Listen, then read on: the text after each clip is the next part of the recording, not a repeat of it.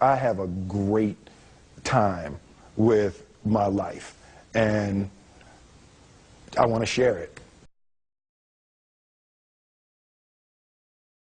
I love living. I think that's infectious. It's something that you can't fake. Greatness is not this wonderful, esoteric, elusive, God-like feature that only the special among us will ever taste. You know, it's something that truly exists in all of us. It's very simple. This is what I believe, and I'm willing to die for it. Yeah. Period.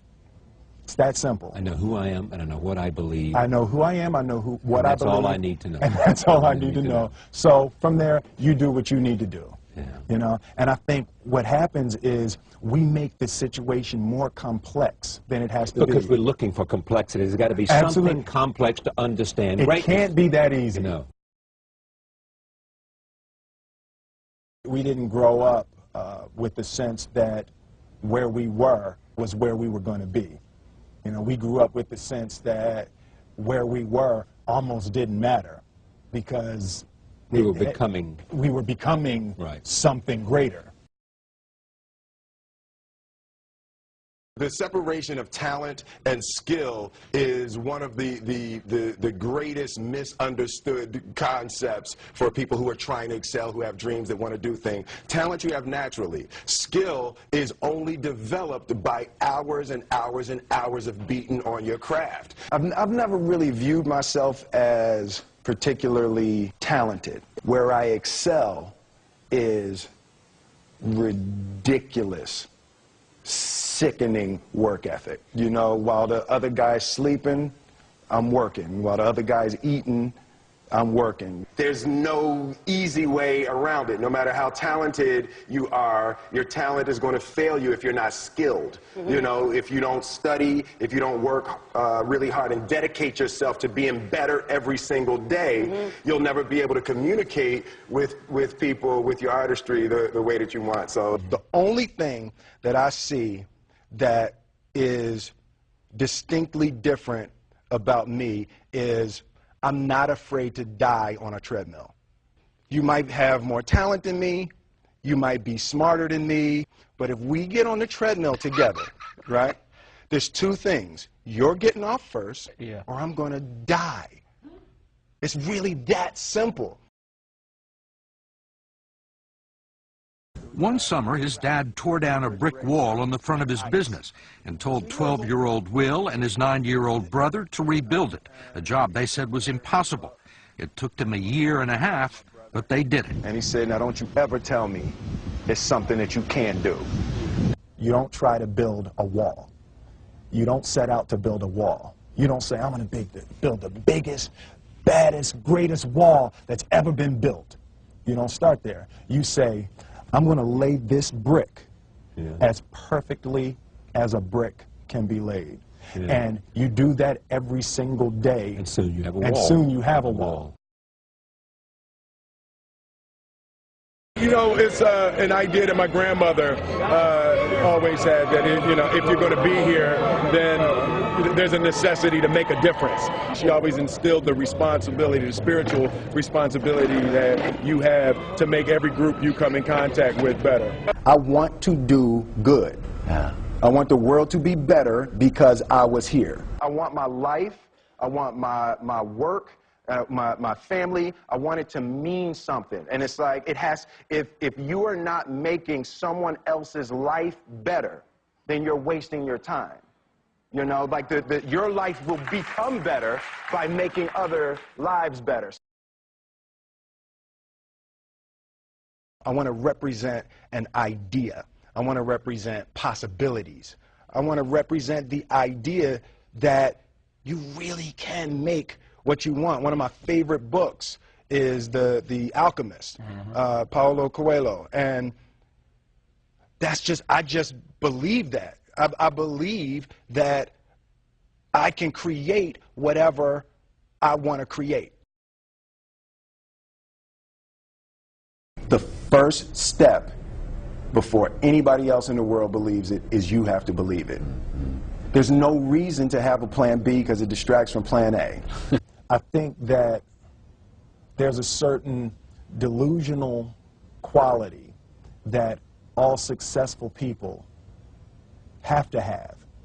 You have to believe that something different than what has happened for the last 50 million years of history. You have to believe that something different can happen. Confucius said, he who says he can and he who says he can't are both usually right. Being realistic is the most commonly traveled road to mediocrity. Why would you be realistic? What's the point of being realistic? Just put up a barrier. Yeah, I'm going to do it. It's done. It's already done. The second I decide it's done, it's already done. It's now we just got to wait for y'all to see. It's unrealistic to walk in a room and flip a switch and lights come on. That's unrealistic. Fortunately, Edison didn't think so. It's unrealistic to think you're going to bend a piece of metal and fly people over an ocean in that metal. That's unrealistic. But fortunately, the Wright brothers and others didn't believe that. And it just seems like such a ridiculous idea to me to embrace the idea that it's not going to happen and that's not real for that to happen. As soon as you say it, now you just made that real.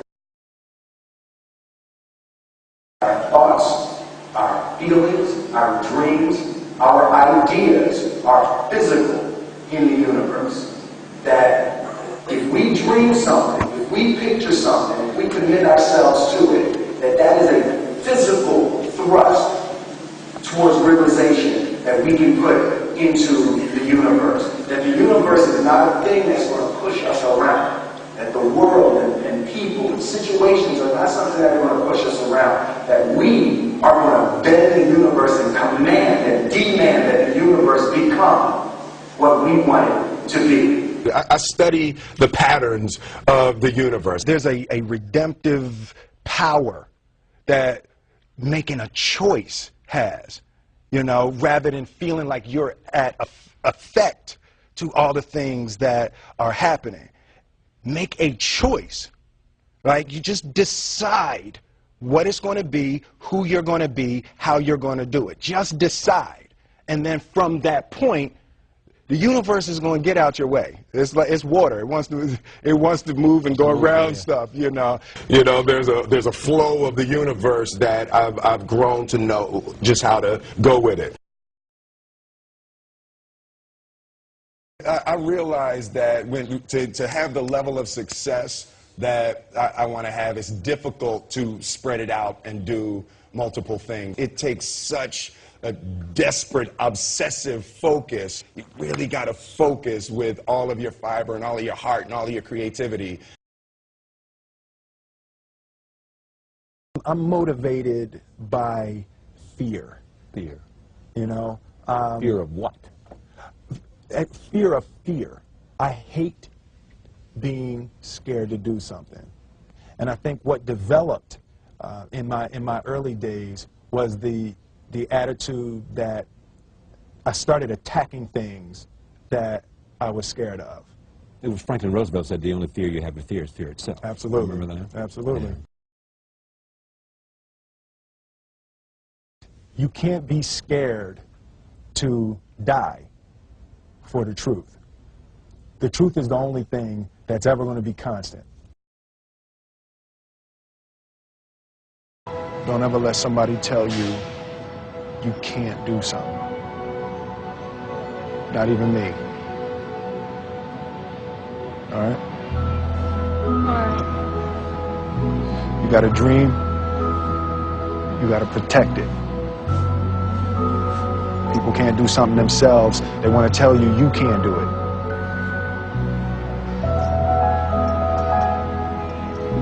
You want something, go get it. Period.